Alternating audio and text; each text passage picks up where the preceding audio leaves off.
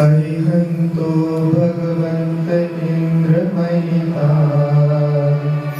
सेताश्च सेतीश्वरा आचार्यजिनशासनोन्नतिकरा पूजा उपाध्यायिका श्री सिद्धान्त सुपाठिका मुनिवरा रत्नात्रयाराधका पञ्चेते परमेष्ठिना प्रतिदिनं कुर्वन्तु ते मङ्गलं कुर्वन्तु मे मङ्गलं कुर्वन्तु नो मङ्गलम् गुरुवः पान्तु नो नित्यं ज्ञानदर्शननायिका चारित्राणवगम्भीरा मोक्षमार्गोपदेशिका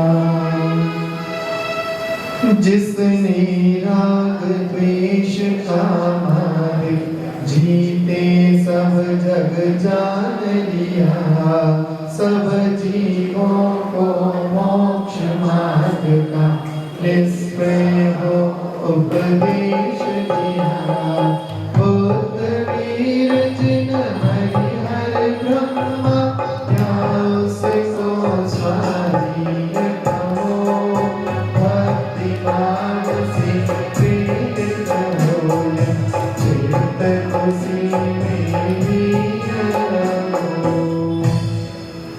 जय बोलिए अनंतानंद सत्तमेश जी भगवान की देवादिदेव गजराक्षी अजितनाथ भगवान की देवादिदेव मूलांतर धनका श्री परम प्रभु भगवान की परम पूज्य चार्य चक्रवर्ती प्रथमाचार्य श्री शांति सागर जी महाराज की परम पूज्य भिक्षण ज्ञान योगी आचार्य भगवान गुरुदेव श्री वसुरथ जी महाराज की अहिंसा में विश्व धर्म की जनवाणी माता की और आज परम पूज्य मुनि श्री शिवानंद जी गुरु महाराज की उपस्थित सब श्रद्धालु देवी शास्त्र गुरु के प्रति श्रद्धावान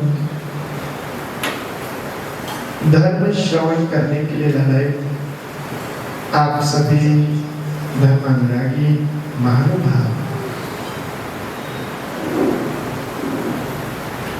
आज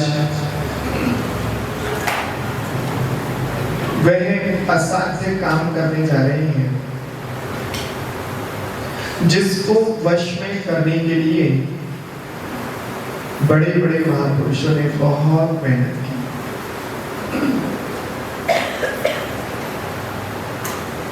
संगी पंचेंद्रिय जीवों के पास एक वह उपलब्धि होती है जिसे मन कहा जाता है। मन वह टिकट है जिसके माध्यम से मोक्ष जाया जा सकता है, लेकिन जो इसके वश में हो जाता है वह कभी भी संसार से पार नहीं हो सकता।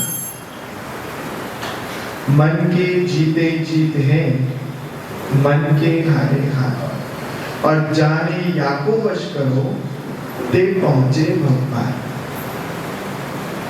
इस मन की स्थिति को समझने का ही हम लोग बरसों से प्रयास कर रहे हैं, और जब हार जाते हैं, थक जाते हैं, तो बड़ों के पास पहुंचते हैं, अर्थात अपने तीन लोग के नाथ के चरणों में आ गए कि हे भगवान, मेरी भावना है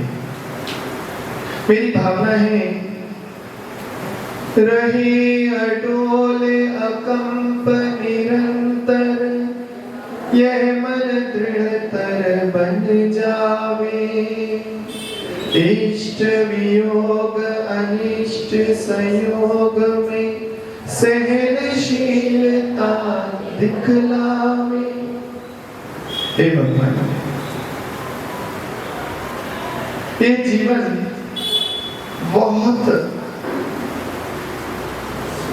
वशीभूत होकर जब चलता है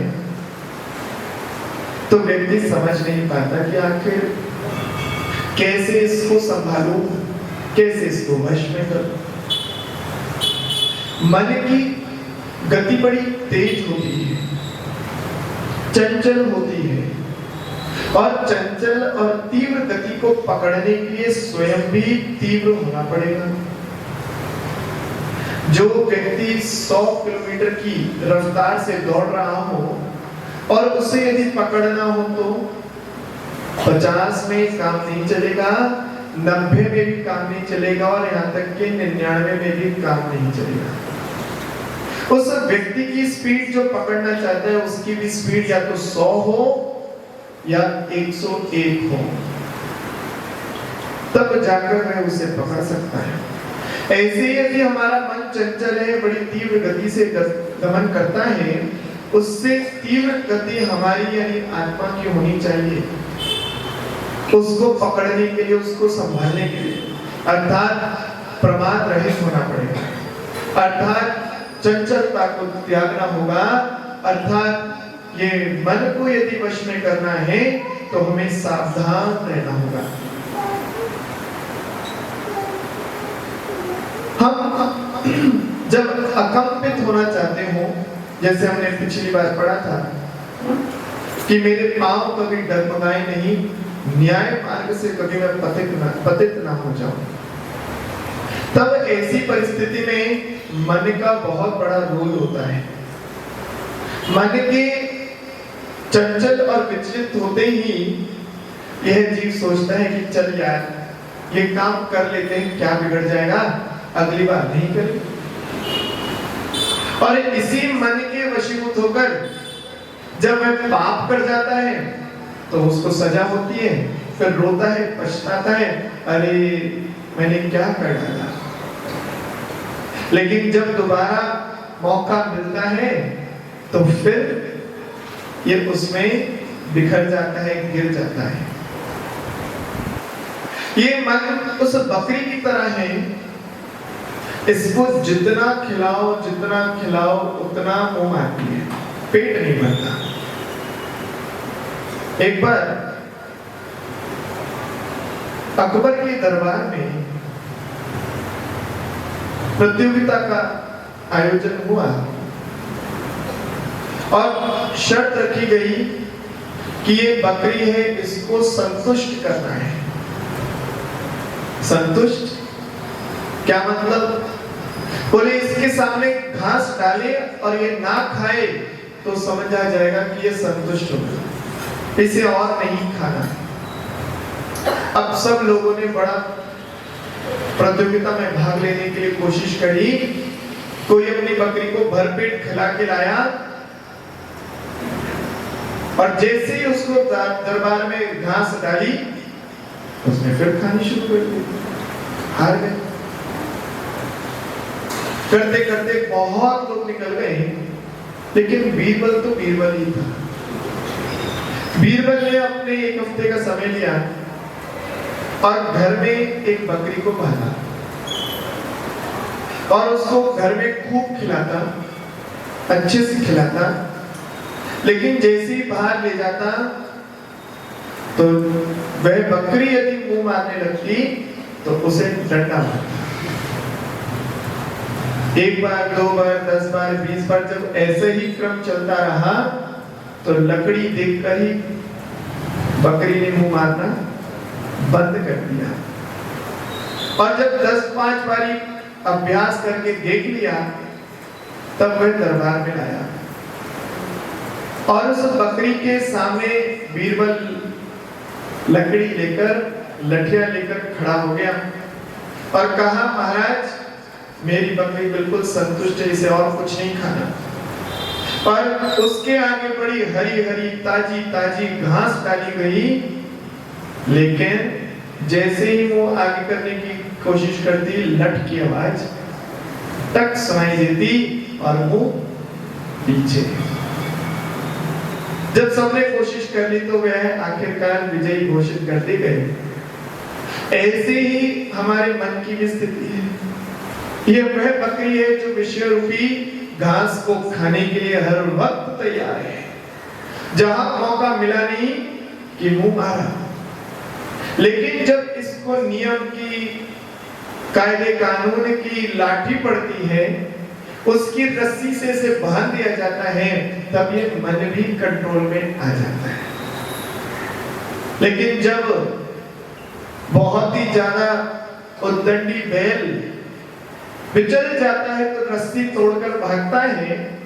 ऐसे भी कभी कभी हमारे जीवन में हो जाता है, लेकिन हमेशा नहीं होता।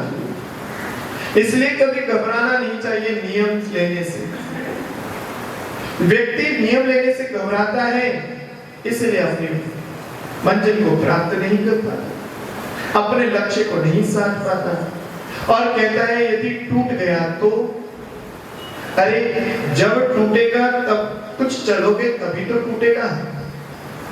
यदि 100 तक पहुंचने के लिए 50 में थक भी गए तो कम से कम 50 की कदम तो पार हो गए, आधा रास्ता तो पार हो गया। अब लेकिन जो व्यक्ति यही सोच ले कि मैं तो बीच में ही थक जाऊंगा, बीच में ही बैठ जाऊंगा, मैं पहुंच नहीं पाऊंगा, तो वह कभी 50 कदम भी नहीं चल पाएगा। और जिस व्यक्ति ने नियम का आधा भी पालन कर लिया तो उसने इतना पुण्य बंद कर लिया कि वह पुण्य उसके लिए पर्याप्त हो सकता है आगे आने वाले दिनों में और नए नियमों में उसको संबल दे सकता है। और एक बात हमेशा याद रखो, तोड़ूंगा नहीं, नियम तोड़ूंगा नहीं। टूट जाएगा तो उसका छोटा प्रायश्चित हो सकता है, लेकिन तोड़ा जाएगा तो डांट भी पड़ेगी, पिटाई भी होगी। जिस बच्चे से गलती से हाथ से छूटा हुआ कांच का गिलास टूटने पर भी उसमें कहते हैं बेटा कोई बात नहीं, अगली बार सावधान रहना। और जिस व्यक्ति ने, बच्चे ने गुस्से में फेंका हो तो उसकी पिटाई भी होती है और उसे पनिशमेंट भी मिलती है। तो तोड़ूंगा नहीं, बस इतना सा ध्यान रखना। हमें अपना सुधार करना है। कैसे करना है, इस बात का निर्णय भी हमें करना है। हमारा मन तो चंचल है ही, वह क्यों सुधरना चाहेगा? जिसे खाने को दिन रात मिल रहा हो वह व्यक्ति क्यों कमाई करेगा? जिसे भीख मांगकर ही काम चल रहा हो वह बच्चा, वह व्यक्ति क्यों मेहनत करेगा? अरे भोगों की सामग्री, मन का विषय जो मांगा वो मिल गया तो फिर ये जीवन में कभी भी त्याग और तपस्या के मार्ग पर बढ़ नहीं पाएगा। जिस व्यक्ति ने कभी आत्मरस लिया ही नहीं, उस और अपना दृष्टिकोण किया ही नहीं, तो वह मन की दास्ता को छोड़ेगा क्यों और मन उस ओर मुड़ेगा क्यों? मानव नीतिकारों ने बहुत अच्छी बात कही है, जलेन जनितं पंक जलेन परिशुद्धति, चित्तेन जनितं कर्म चित्तेन परिशुद्धति। आप लोग अभी सड़क पर जाते हो, बरसात का मौसम है, तो रास्ते में कीचड़ मिलती है। कीचड़ में पांव गंदा हो गया तो घर जाकर क्या करते हो? धोते हो। किससे? दूध से।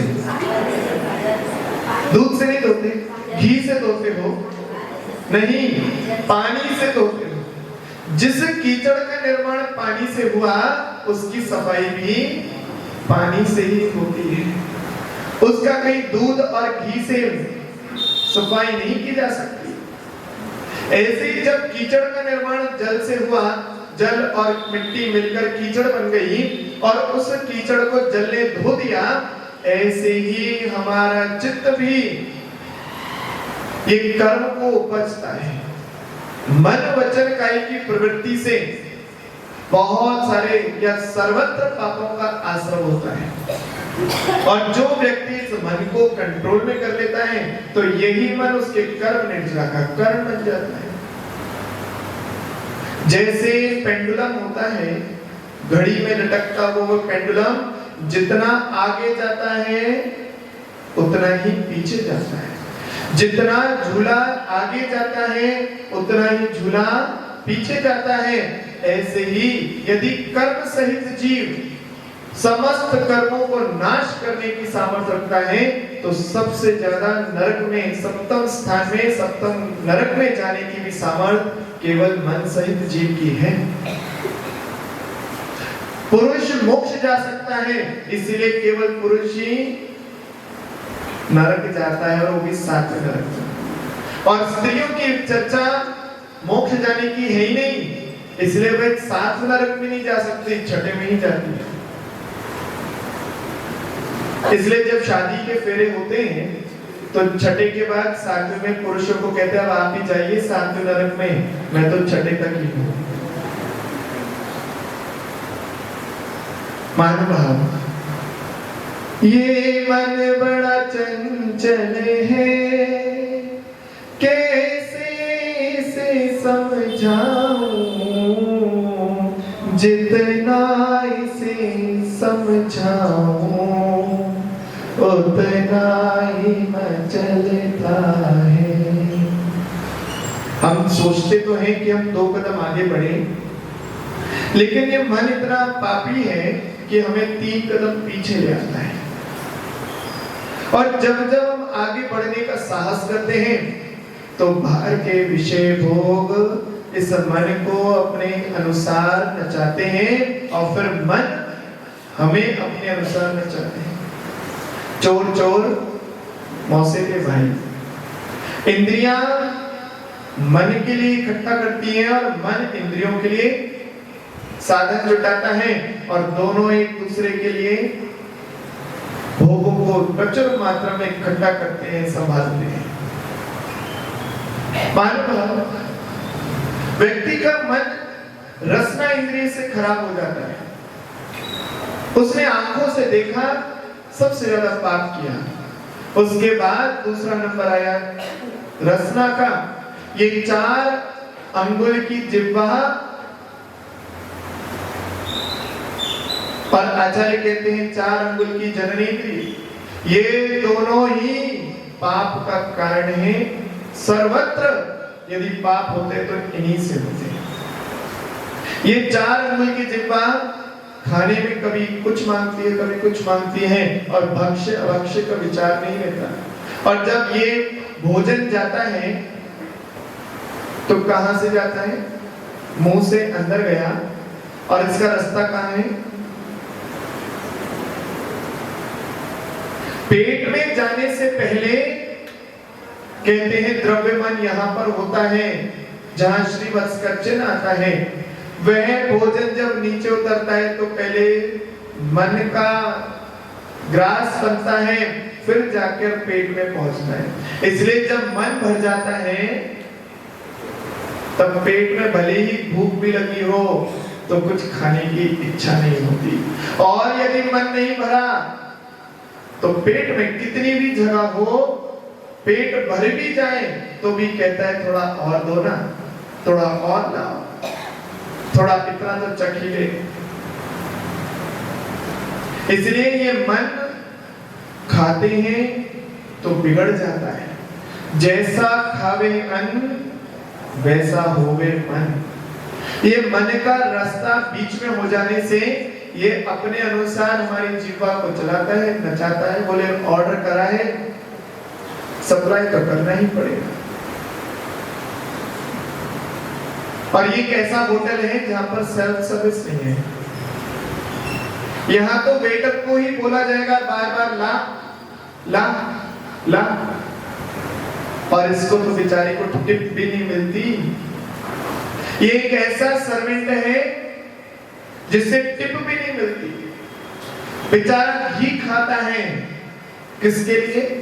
मन के लिए। दूध पीता है किसके लिए?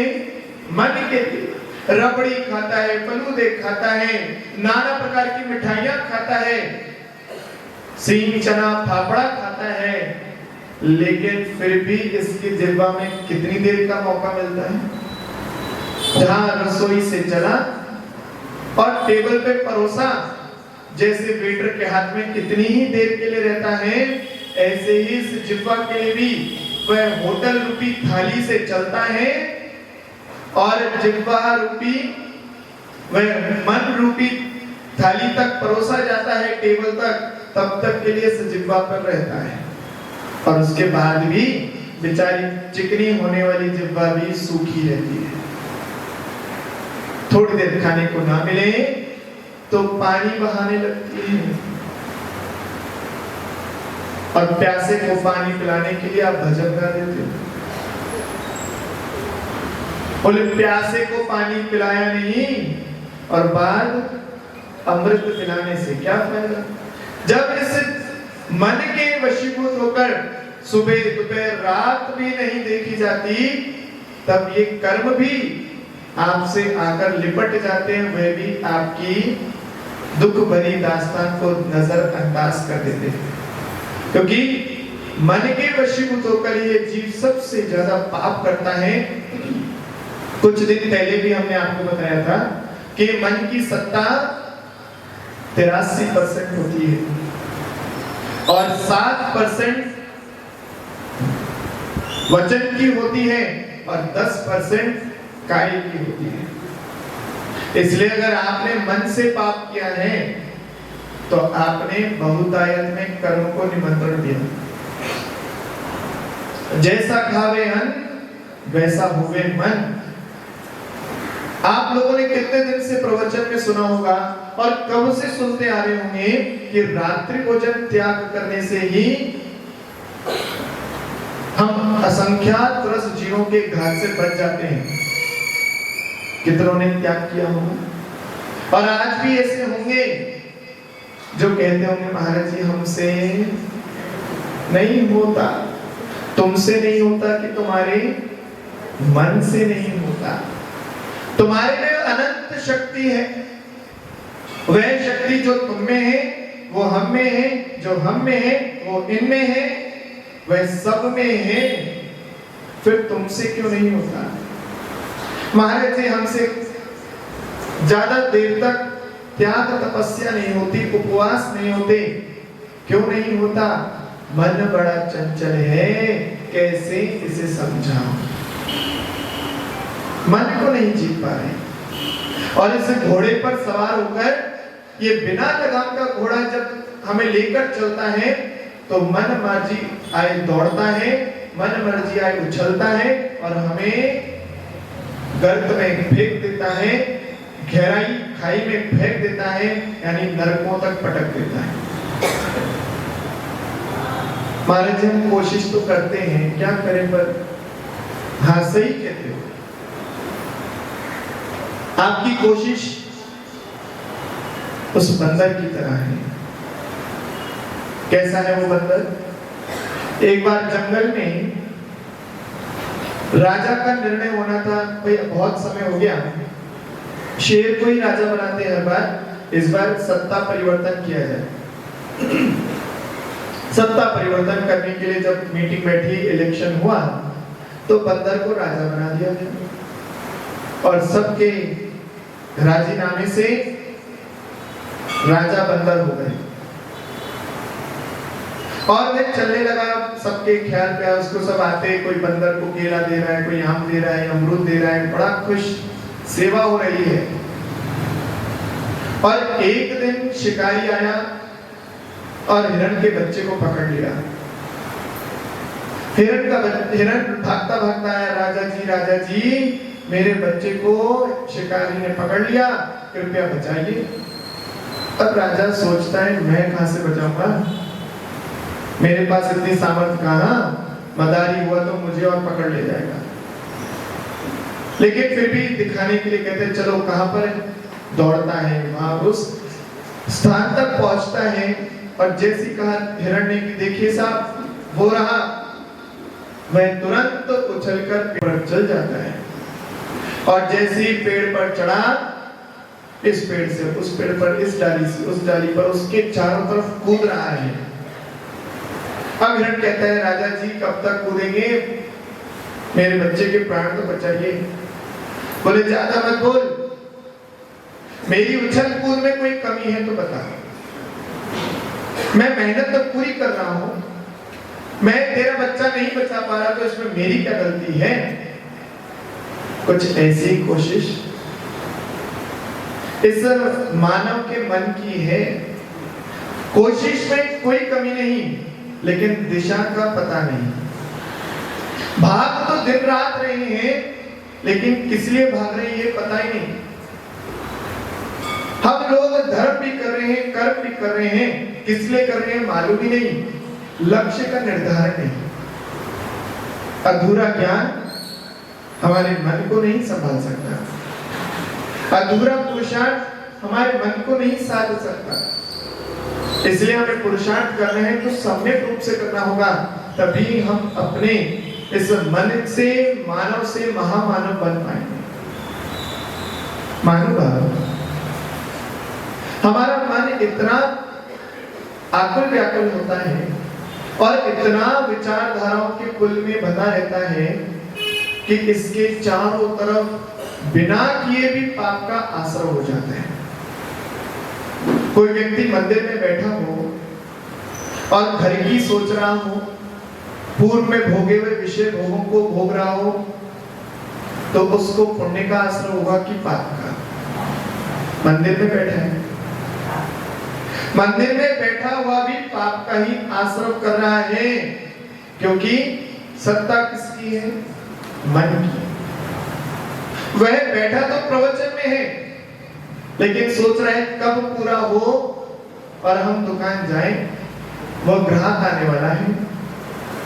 उसने वादा किया था आज उधारी चुका के जाएगा, प्रवचन में बैठूं कि ना बैठूं।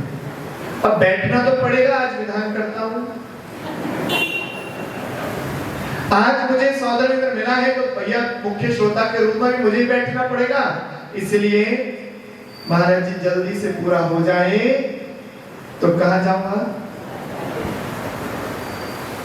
बोले जिज्ञासा पूछ लो। छोड़ो महाराज जी जिज्ञासाएं, हमारी तो यही जिज्ञासा है दुकान में कितने बजे पहुंचेंगे। लेकिन जब हमारा मन मंदिर में बैठकर भी स्थिर नहीं है, तो मंदिर खुद कहता है मन स्थिर वही मंदिर है। जहां तुम्हारा मन स्थिर नहीं हो पा रहा, तो मंदिर में आकर भी तुम्हारा मन चंचल, क्या करोगे? प्रभु की भक्ति और गुणगान। ये मन को मंदिर बनाने के लिए पहले इसको मंदिर को भूमि पूजन तो कीजिए। ऐसे ही थोड़ी ना आया और मंदिर बना दिया जाएगा। और भूमि पूजन शिलान्यास करने के लिए पहले वहां की भूमि का शुद्धिकरण किया जाता है। वहां शिलान्यास करने से तुरंत आप 21 तारीख को पहुंचोगे, जाकर शिलान्यास नहीं हो जाएगा। वहां पहले श्री जी को विराजमान करने के लिए वहां भूमि का शुद्धिकरण, पूजन, वास्तु आदि सब किया जाएगा। तब जाकर वहां शिलान्यास करने लायक वह भूमि बन पाएगी और तब जाकर उस पे मानस्तंभ और मंदिर बनेगा।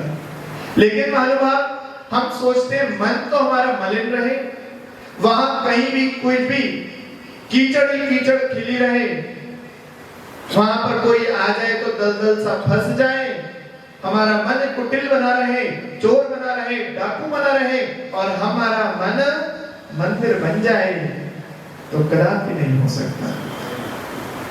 कितना भी कोशिश कर लेना,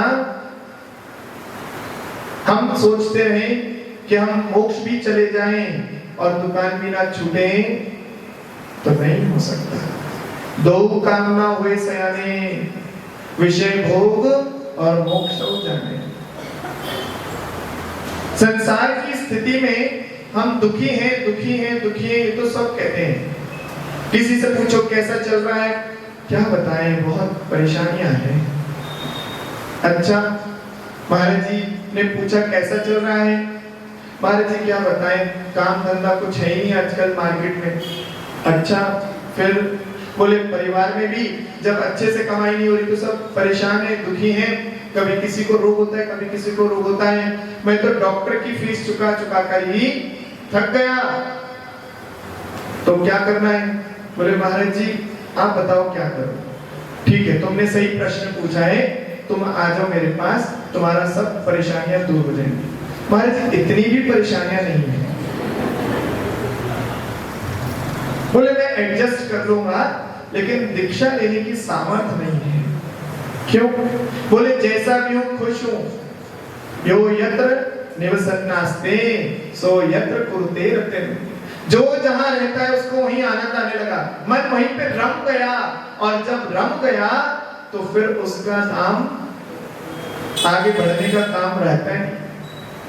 4 प्रकार के मन होते हैं। एक तो विरुद्ध मन, जो जब देखो लड़ाई झगड़े का मूड रखेगा, विरोध करेगा। एक होता है क्रुद्ध मन, जो गुस्सा करेगा, तुम मुस्कुराएंगे मुझे देखकर, क्रोध करेगा। एक होता है बुद्ध मन, जो अपना ज्ञान ध्यान धर्म ध्यान करेगा। और एक होता है शुद्ध मन, जो प्रभु परमात्मा की तरह अपना आत्म कल्याण करेगा। जो विरुद्ध मन है वह है रावण की तरह, कौरव की तरह, कंस की तरह। जो रौद्र परिणाम है वह विरुद्ध मन के परिणाम। और जो क्रुद्ध मन है वह है आर्त रौद्र परिणाम। आर्त परिणाम जैसे द्विपायन मुनि का मन हो गया। और तीसरा है बुद्ध मन, जो धर्म ध्यान में अपना जीवन व्यतीत कर रहा है, वह हो गए भरत, राम आदि। और जो विशुद्ध मन है वह शुक्ल ध्यान की तरह है, जिसको प्राप्त करके केवल ज्ञान हो जाता है और मोक्ष को प्राप्त कर लेते हैं हमारे तीर्थंकर मोक्षगामी जी। इसलिए महानुभाव, हम अपने मन को अपने ही अंकुश से कंट्रोल में ले सकते हैं। ये हाथी बड़ा विचित्र है, बहुत विशाल है, लेकिन एक अंकुश से इसको वश में किया जा सकता है। हाथी इतना बड़ा होता है कि उसको स्वयं अपना शरीर नहीं दिखाई देता, लेकिन उसके ऊपर अंकुश रखा हुआ उसको कंट्रोल में ले आता है, वश में कर लेता है। मानो जीवन बड़ा महत्वपूर्ण है, इसको मन के भरोसे मत बेकार कीजिए। इसकी मन की गुलामी करते करते आप कभी आजाद नहीं हो पाओगे, और मन की गुलामी ही संसार का कारण है। मन, वचन और काय, ये तीनों जब कंट्रोल में आ जाते हैं, ध्यान कहलाता है। और ध्यान की सिद्धि ही कर्म क्षय का पूर्णता से कारण बन जाती है। वह कर्म क्षय करने वाला ही पहले घातीय कर्मों का क्षय करता है, और बाद में अघातीय कर्मों का क्षय कर शुद्ध सिद्ध अवस्था को प्राप्त कर लेता है। लेकिन बिना मन वाला ना तो गुण स्थान में चढ़ पाएगा और ना ही अपना आत्म कल्याण कर पाएगा। आप में वह सामर्थ्य है क्योंकि आपके पास मन है। मन वाला ही पहला गुण स्थान छोड़कर 5वें, 6वें, 7वें, 10वें, 12वें, 14वें तक जा सकता है, कल्याण कर सकता है, मोक्ष मार्ग को प्रशस्त कर सकता है। इसलिए महानुभाव, हम जितना भी मन को आगे बढ़ाते चले जाएंगे, मन को अगुवा करते चले जाएंगे, उतने ही हम अहंकारी यानी मानी होते चले जाएंगे। और जितना मन को कंट्रोल कर लेंगे, उतना ही हमारे नम्रता, विनम्रता और अहंकार से रहित अवस्था उपज जाएगी। मन को जितना नमाओगे उतना मान कम होए, और मन को जितना बढ़ाओगे उतना मान यम होए। वह हमारे लिए यमराज की तरह हो जाता है। जैसे राक्षस को कुछ ना कुछ काम चाहिए, और उस राक्षस को जब तक काम नहीं मिलेगा वो सामने वाले को परेशान करेगा। तुझे मार दूंगा, काम दे। तो फिर काम देने के लिए उसका उपयोग चेंज कर दो। एक राक्षस ने, मतलब एक व्यक्ति ने राक्षस को सिद्ध किया, तो बोले कुछ भी काम हो मैं खाली नहीं बैठूंगा, तो तेरी आज्ञा मानूंगा।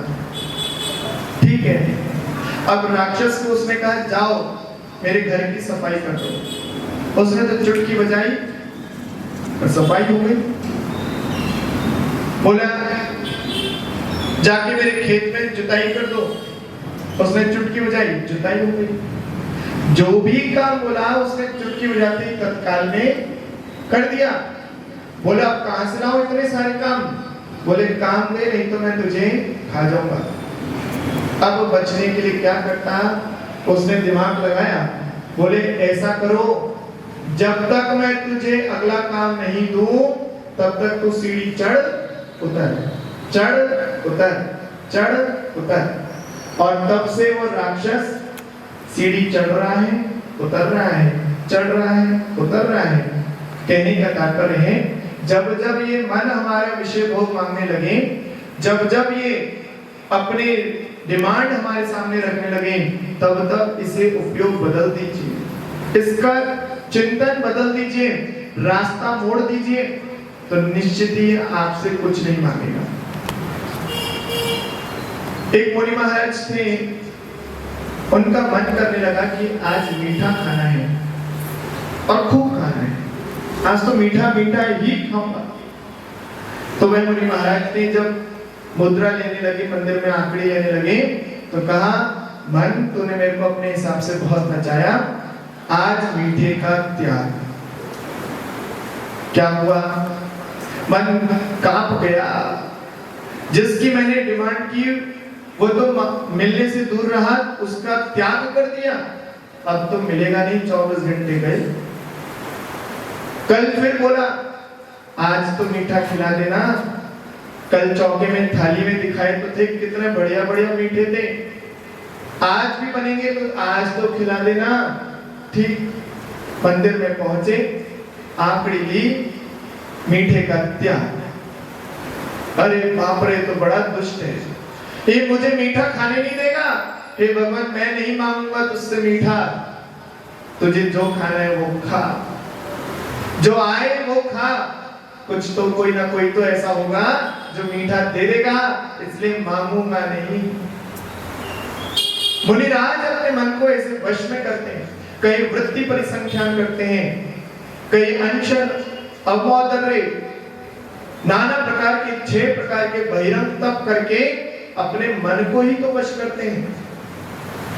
जो जिह्वा आपके पास है वही रसना इंद्रिय का कार्य मुनि महाराज की भी जिह्वा करती है, लेकिन उसका कनेक्शन मन से कट कर दिया जाता है, उसको अलग कर दिया जाता है, तो फिर भले ही बनी रहे, लेकिन वह काम करने में असमर्थ होती है। मन रूपी मेन स्विच को बंद कर दीजिए, आपके घर के कितने भी इंद्रिय रूपी बिजली पंखे क्यों ना हो, कोई काम के नहीं रहेंगे। लेकिन जब तक ये मन मेन स्विच से जुड़ा रहता है, तब तक इंद्रियां भी अपने में पूरे तेवर के साथ अगुआ बनकर रहती है। इसलिए सारी बात का निचोड़ है, रहे अडोल अकंप निरंतर, यह मन दृढ़तर हो जावे।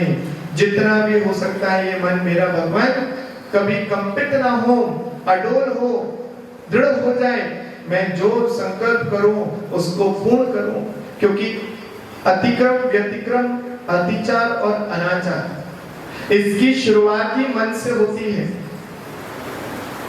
अतिक्रम मन में भाव आ गया,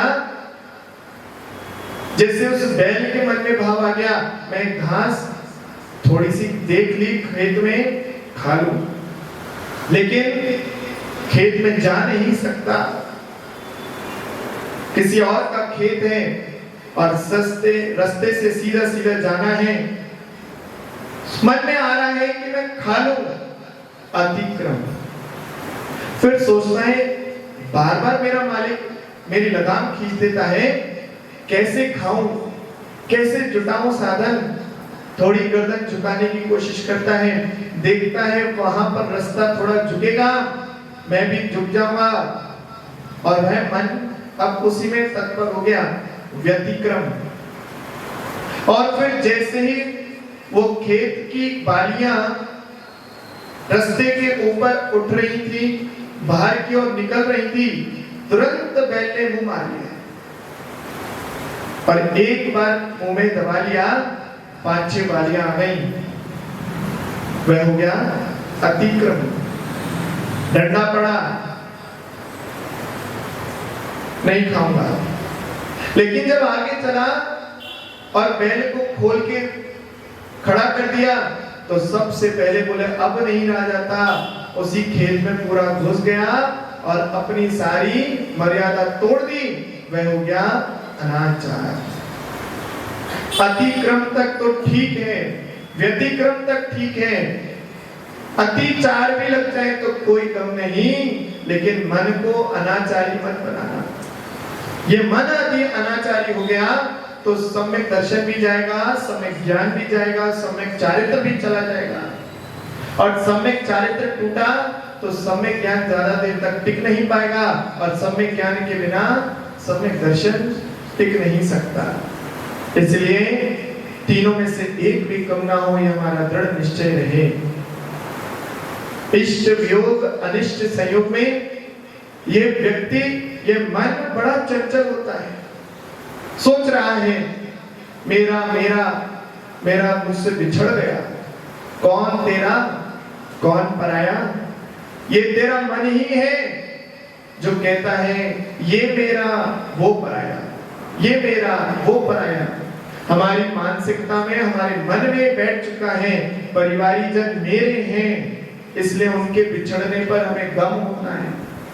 और दुनिया में कितने लोग मर रहे हैं, कोई फर्क नहीं पड़ रहा।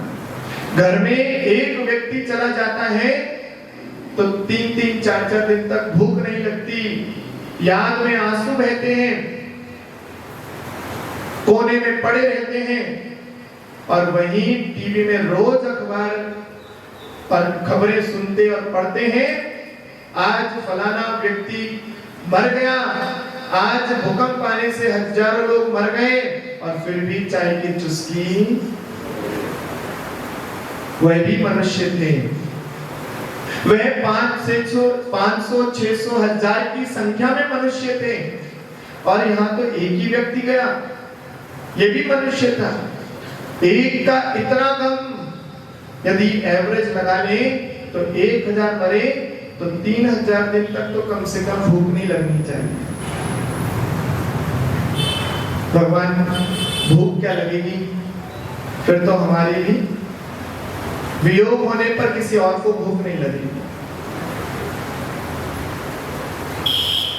कितना मन हमारा राग द्वेष से भर गया, मरण एक का देखकर हमें रोना आ रहा है, और वही जो तुम्हारा दुश्मन था वह मर गया तो खुशियां मना रहे, अच्छा हुआ मर गया। कितना कितना हेरफेर है हमारे मन में, क्योंकि हमारे मन की मानसिकता में बिल्कुल बैठ गया है, जो मेरे मन की बात कहे वो मेरा, और जो तेरे मन की बात कहे वो तेरा। मेरे मन के अनुसार काम नहीं हुआ तो मेरा काम बिगड़ गया, तो मेरा दुश्मन। और यदि मेरा इष्ट का वियोग हो गया, जिसे हम अपना कह रहे थे, इस नगर में, इस भव में आकर किसी को माता पिता नहीं मिले हो, ऐसा हो सकता है क्या? किसी को ऐसा हुआ क्या? यदि संगी पंचेंद्रिय पर्याय में जन्म लिया तो बिना माता पिता के केवल और केवल मनुष्य पर्याय में ऐसा हो सकता है कि माता पिता और त्रिंश में माता पिता मिले। लेकिन क्या बिना पर्याय में, ऐसे देव और नारकियों की पर्याय में आपको माता पिता मिले क्या? बिना माता पिता के जन्म हुआ। आपने समूर्छन पर्यायों को प्राप्त किया, बिना माता पिता के जन्म लिया, तो फिर यहाँ के माता पिता में इतना लगाव क्यों? वह पिछले भाव के मनुष्य भाव भी आपने धारण किए, वहां पर भी आपने मानव भाव में माता पिता को प्राप्त किया, रिश्तेदार संबंधियों को प्राप्त किया। उनको स्मरण कर पाते हो क्या? उनको याद रखते हो क्या? उन सबको भूल आए। और इस जन्म में हमें जब तक स्मरण में है तब तक हमें परिणाम व्याकुल होते हैं, जब जब याद आती है तो रोने लग जाते हैं। इष्ट वियोग अनिष्ट संयोग। हम अपने पूर्व भाव के एक भी संबंध को यहाँ साथ नहीं ला पाए, और यहाँ से एक भी संबंध अपने साथ में ले जा नहीं सकते।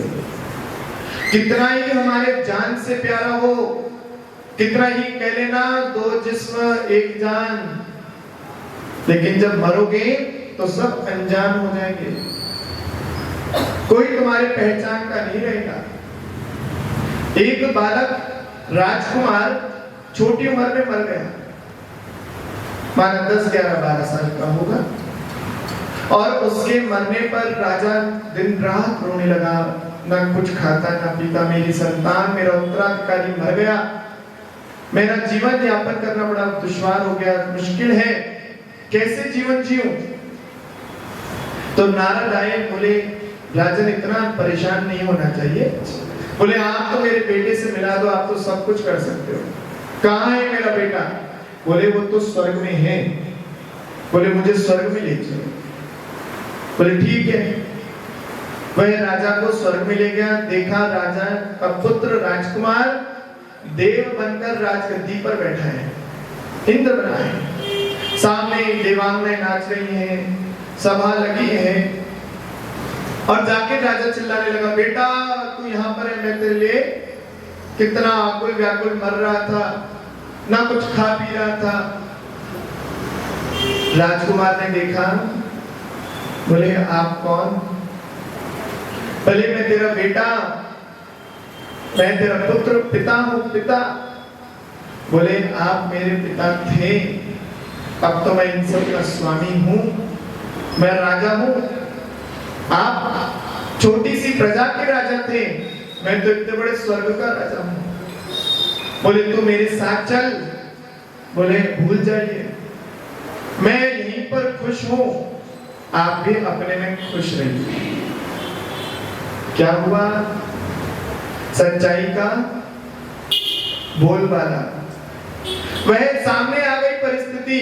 हम जिसके लिए यहाँ रो रहे हैं, वह कहीं और बालक के रूप में जन्म भी ले लिया, और दुनिया के हाथों में खुशियों से कोई किसी को उठा रहे, कोई उठा रहा है, कभी कोई उठा रहा है, उसको खिला रहे हैं, वह खुश है, और तुम यहाँ पर एक जीव, कल्पना कीजिए बाय चांस यहाँ मरा और पड़ोसी के यहाँ जन्म ले लेता है, एक दीवार का अंतर, आपके घर में गम ही गम रो रहे हैं, और उनके घर में खुशियां, अरे हम माता पिता बनने वाले हैं, घर में संतान, एक नया मेहमान आने वाला है। एक दीवार में क्या फर्क पड़ गया? वही जीव यहां से छूटकर उस घर में जन्म ले रहा है, यहाँ इष्ट का वियोग दुख का कारण बन रहा है, और वहां इष्ट का संयोग सुख का कारण बन रहा है। महानुभाव, चिंतन तो आप ही को करना पड़ेगा, मन को आप ही को संभालना पड़ेगा। ऐसा कोई भी रिश्ता इस संसार में नहीं जो शाश्वत हो। गुरु शिष्य का भी नाता छूट जाएगा, लेकिन यदि कुछ शाश्वत रहेगा तो केवल और केवल सिद्ध शुद्ध पर्याय। वह 6 द्रव्यों की नित्यता तो हो सकती है, लेकिन पर्याय कभी नित्य नहीं होती। इसलिए हम अपने मन को इन पर्यायों के आश्रित छोड़कर संसार में ना भटकें, यही संसार से बचने का उपाय है। इससे ज्यादा और क्या आपको कहा जा सकता है? पर्यायों की परिस्थितियों को समझें, उनसे परिचित होइए, तभी आप अपनी शुद्ध पर्याय को प्राप्त कर पाएंगे। आज बस इतना ही। बोले महावीर भगवान की